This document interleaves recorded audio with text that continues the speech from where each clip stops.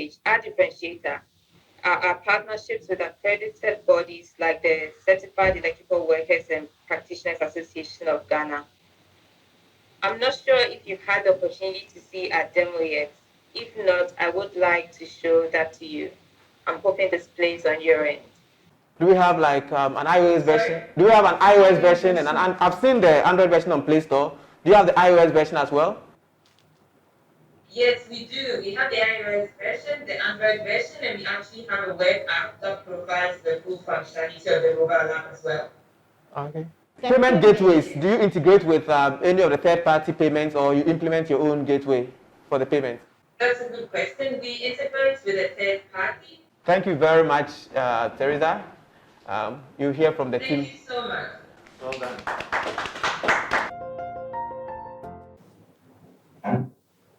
OpEx Prize for Engineering Teaching. We're really excited about our innovation and the potential impact.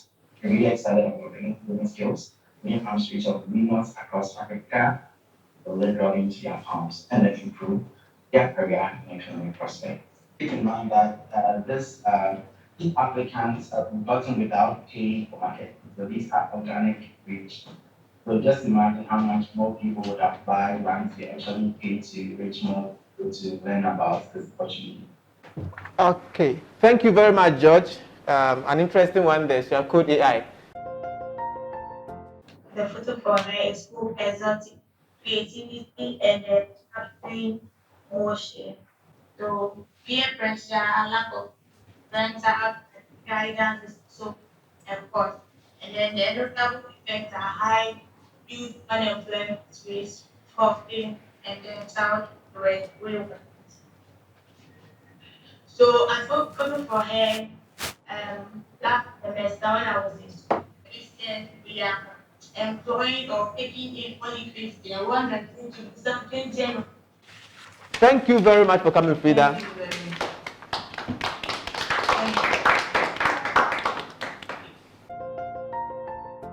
Without wasting time, the floor is yours, Jeffrey.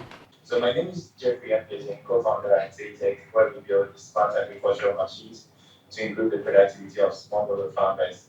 To reduce the time it takes for processing 1,000 solutions in the form of mechanization to improve the productivity of smallholder farmers. In production, it's also a solar powered thresher and other machines we have. Our thresher and Prince, who is our CFO, together we have over 30 years experience in our various fields. How have you deployed them yourself and you make the revenue yourself, or you have investors who purchase the machine and then run the machine as a service? So our machine as a service, we've done 2 pilot modules. All of them, we run them ourselves. Thank you very much, Jeffrey. We've overstayed your question time. Due to COVID-19, schools for more than 168 million children globally have been completely closed for almost a year. That says the UNICEF. So our solution, the solution is not one-dimensional though, but what we brought is that we brought prep time quizzes, which is a simple but effective online service that schools can use to organize quizzes both online and offline. We realized that there have been attempts to help schools integrate e-learning. It's an online solution, so the economic advantage is that schools are able to avoid printing costs and it saves time. Traditionally, there are some schools that when you go and they have to organize mock or exam, they need to, because of spacing, they have to suspend other classes so that they can space out the students. So it kind of interacts with regular academic workflow for them. It's also time consuming. Another thing is that the system itself serves as another stream of income for the schools. We level the playing field by providing technical support to schools that do not have electricity or internet connectivity or computer lab. We did so by investing in 40 tablets. Even though we are not able to get the numbers, like enough devices, we give them numbers and then they can do it in their class, because with that you don't need to go to the computer lab or anything like that. For this, you can see they have everything. So doing it there, they have, when I say everything, I mean they have internet connectivity and a computer lab. So doing it there is easy for them. But these 2 schools, they are government schools. So we had to provide, we have this table net, just like this one, and a portable printer that we are able to generate analysis and print the results instantly. Okay. You do the training for the teachers. Who manages the questions? What questions are the teachers having like an admin portal where they can set questions? Second one is questions that are not, it's a prep time. You were mentioning prep time for like exams. So questions that are not objective, like MCQs. How is the marking done? Does the teacher have to log into the back end and grade each student, or because you were saying automatic, like, so I want to know about that. Okay, so the first one, we have 2 modules. A school can decide to give us their questions, because one of the limiting factors we discovered was that if a school doesn't have creative control of the questions they give to their students, and you sit somewhere and write it, and they check and it's not up to their standard, they wouldn't want to, use it for their school. So you either give us your question sets, we upload them, or you fall on our question bank. We give you number of questions that we have, prepared, and then we give it to you. So we've built a portal, and we just finished last week. So we are now migrating some of our schools where they can have an admin. We can onboard them as admin. Each school can enroll students and assign them to classes. So it's a whole learning, it's not learning, like assessment management systems. Thanks. There are 1.7 billion people worldwide who are unbanked, which means that they do not use the full financial services that are available to them to the full potential and make sound financial decisions from this. Ghana is also has the highest mobile penetration rate in West Africa, meaning that we are in a place where we can leverage digital tools to offer the solutions that we need. I would like to introduce you to our customer profile so that you have some sort of idea about her. This is Mrs. Beatrice Clying. She's 42. She has 2 kids in the university. She wants a decent life for herself and her family. Other people that fall within our target market are provision shop owners, farmers, drivers, all micro and small entrepreneurs that are earning. Right now, what we're offering is a freemium and premium package, where we give out the education through physical workshops and also a web app that has the bite-sized videos. We give the education for free and charge for the use of the bookkeeping software. Interactive local language education, Fanti and Tree, is easy to digest for people who do not understand English so well, and they are able to then apply what they are learning by directly using the bookkeeping tool to track their daily income, expenses, debts, and debtors. On a typical day, as you can see through the videos also, Auntie B is able to get on the app, view videos. The more she watches videos, the more she can access. She's able to go and do her bookkeeping and receives insights. We have something called end of day bookkeeping, where you just, for somebody who's a wache seller, how much wache have I sold today? How much did I spend to make this wache? And it's simple and easy for them to use. Complemented with a physical cash book and a sales agent who comes around daily to make sure that you do your bookkeeping for the first 3 months.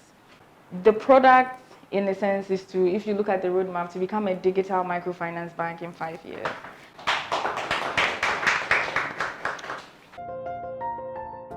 My parents own a pharmacy shop in Sunyani, and so I go there every vacation to help out. And it was during one of these encounters and helping out that I encountered, for the sake of privacy, let's call him Kenneth Thompson, right? So Kenneth had reported to the pharmacy shop on account of a complication of a substandard sildenafil citrate. So why didn't he go to the hospital to seek treatment? I remember Kenneth was telling me he spent, say, 2 hours, 45 minutes. For the son of a health director, it sounded absurd. Why would anybody spend 2 hours, 45 minutes at the OPD? So then Zomujo was born to make healthcare better, cheaper, and faster. So we are providing access, convenience, because it's an online platform, no risk of nosocomial infections or the hospital-acquired infections I mentioned. So we have a web platform for our clients. I also make sure that we have an app for the doctors and the pharmacists. The app is such that they can receive quick notifications. And then we have a questionnaire model. So say Kenneth Thompson reported with, he had this erectile dysfunction. The same questions the doctor was supposed to exhaust in, say, 20-30 minutes of average clerking time, Kenneth has it at his disposal at any time. And it takes averagely 5 minutes to do that. And so the doctor receives the notifications via the app, goes through the questionnaire, and is able to diagnose Kenneth. And this is also going to help us scale beyond what the other telemedicine startups are doing. Because we believe in the future, technology is going to complement and not replace medical doctors. Thank you, ladies and gentlemen. We look at the hacking news as it stands now. The first target is like the financial sector. The next, it moves to health records. Right. So what system are you putting in place to protect the records you are keeping? Right. So the health system, if you look at the health system, the hacking is such that when companies want to employ their own service, that's when the hacking is. But when your domain and your hosting is done by, say, an AWS, Amazon Web Services, so unless the person is able to, let's say, hack Amazon Web Services or such domain and host, it will be difficult to hack this way. It's the person's skill set in managing what you have there. Yes, that protects exactly. it, because most of the systems that have been hacked are not in-house service. Maybe what I would say is if you have like skill set.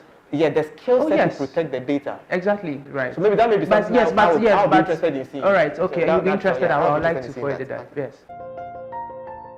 We are senior high school graduates from the Upper West region and currently amateur software developers. Our partnership with each other as techpreneurs is to use technology to solve problems in our society.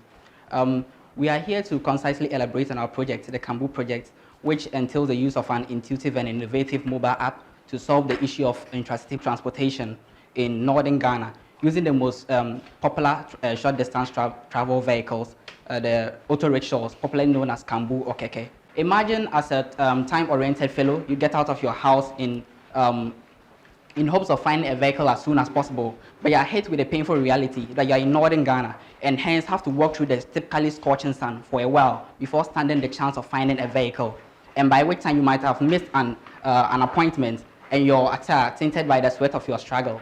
This is where the Kambu project comes in to assuage your pain. With the Kambu project, you are able to find a ride on short notice in the likes of Uber and Bolt here in Ghana. In a survey we personally conducted in the streets of Wa, about 85.7% of drivers encountered and 70% of passengers encountered had no idea what a ride-sharing service was. And when we explained to them, they were amazed and asked how they could access such a service. This idea has already been executed, most popularly in India by Ola from 2010, and as of 2019, were valued as over $6.5 billion. This is an assurance that this project is not just an experimental one, but one which has been tried and is workable. So there's no fear in investing into such. Good, you started with like your amateur developers, and I appreciate that effort. You see, beyond, there is a difference between like a project and like its execution. Okay. I like the idea. I've been to the north. I think it's very workable. But you know, when you are rolling out, you realize that the Firebase and those ones cannot support like the kind of demand that you'll be getting, and you have to like scale beyond that, and all of those things will come in. If you look at what Uber runs on, you know the platform that Uber runs on, Nicolia. So if you look at the technicalities of that and the routing functionalities that are embedded in there, you realize that there is much more. But of course, you're starting, and I think, yes, for me, I don't think it's a bad. We have plans for expansion. Please, Yeah. so yes. Over a year of market research, we've been able to support the literature that farmers lose on average 15 to 20% of their yearly income to pest beds. And by this, we are talking about over $80 million annually. Out of frustration, most of these farmers have resorted to the use of chemicals to kill the birds on their field. And we all know that these chemicals are not environmentally friendly, and at the end, it's not good for public consumption. And some of these farmers even use their own children to do the bird scaring, clinging metals and shouting between 5 a.m. to 6 p.m., where the birds retire. That is where Ice Scarecrow comes in. This is the daily ordeal of one of our clients. This is a live video that we took when we went to the field. These birds, when they invade your field, they consume everything in just a couple of hours. And this is making the farmers very frustrated. I mean, you go to your farm every day and you see this, and you know that you are not just losing rice, but you are losing your money. So as a team of we are 5 in number, we came up with a technology. We started with this. Over the period, through research and development, our product has evolved. So we actually started with a very bulky sound device. It's automatic, uses solar panels. So you set it on the field, and it makes automated predatory calls and distress calls. So over time, we're able to add this new product, which is a drone, but it looks and flies like a predator bird. It was based on a research that most of these smaller birds are scared of the bigger birds. So this is a falcon bird. But we've still progressed from this because we still had some few challenges with this particular product. That was when we added this new product. We thought about, okay, why don't you rather design a drone that would look like a human being, but have the ability to fly? And I have to mention that these drones are built by us here on this Ghanaian soil. So this is our latest drone. We call it the Roman. And it has the ability to make sounds. It emits sounds. So when it approaches, the birds feel like it is a human being coming to them, which we've been able to test at the Dawinya irrigation scheme. We've been able to test at the Wita and for some other few commercial farmers, which we have testimonials to support that the solution actually works.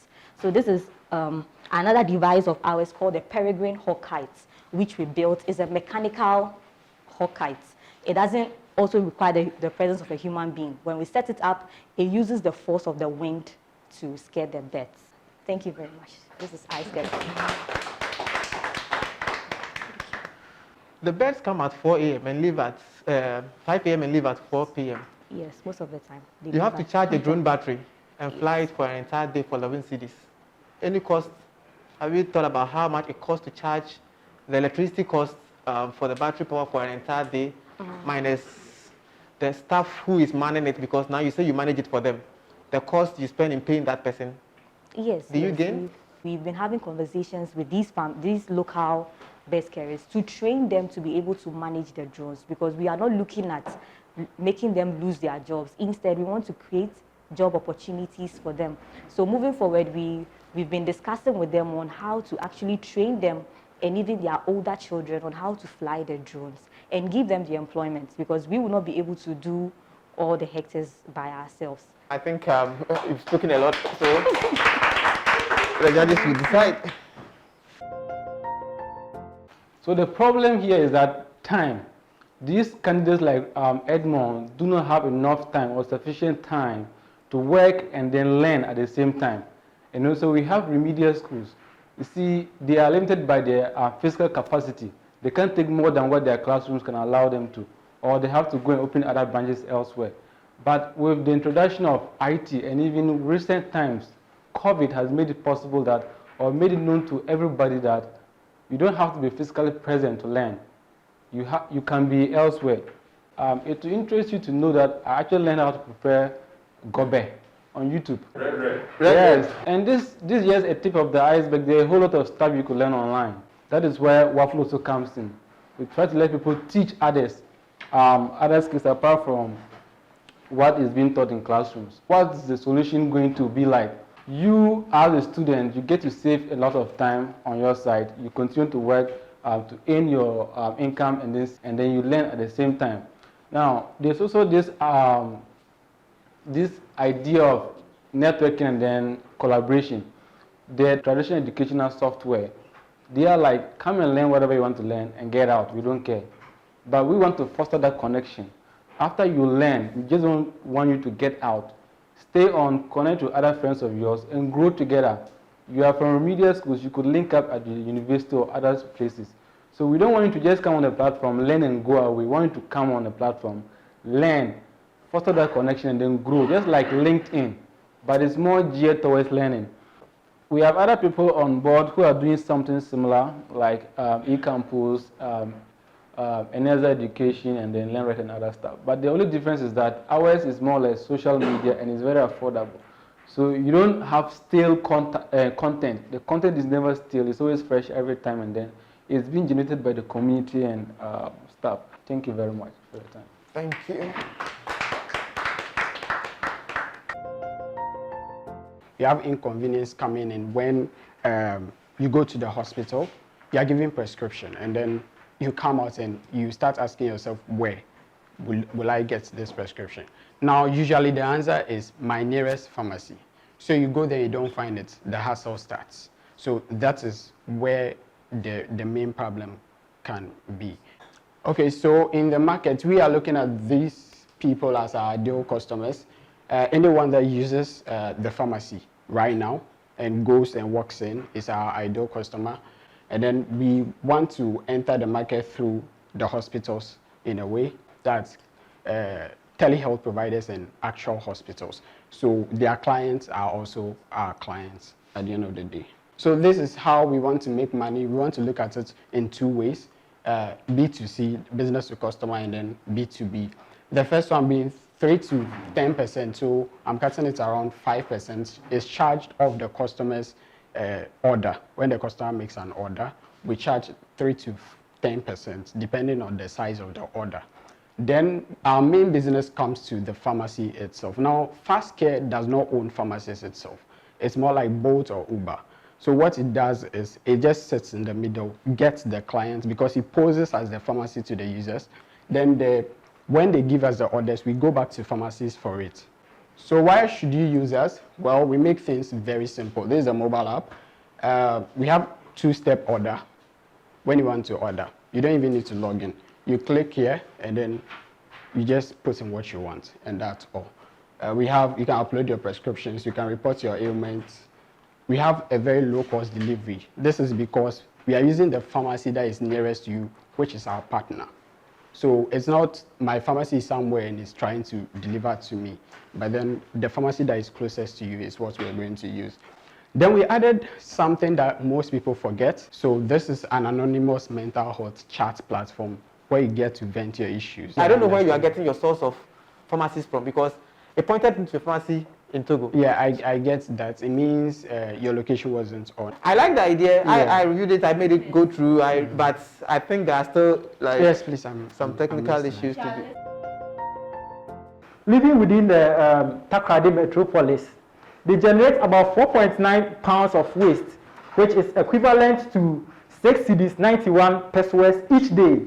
But these wastes are poorly managed, such that they pile up on land, they clog drains, and they precipitate flooding, which further deepens the vulnerability of people like Auntie Eunice.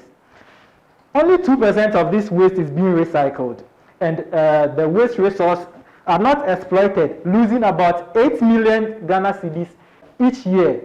Now, what we could do with the waste that they generate is we could build the resilience of people like Auntie Eunice and the informal sector as a whole with their own waste that they generate, such that it could create a social insurance or a means of savings for them. Now, the product that we are coming out with is, because we are looking at people like Auntie Eunice, who is not able to access the smartphone or who is not too educated, we are using a USSD which can allow her to be able to request for a pickup for exploitable waste, then get connected with a cart who brings it to our waste recovery center.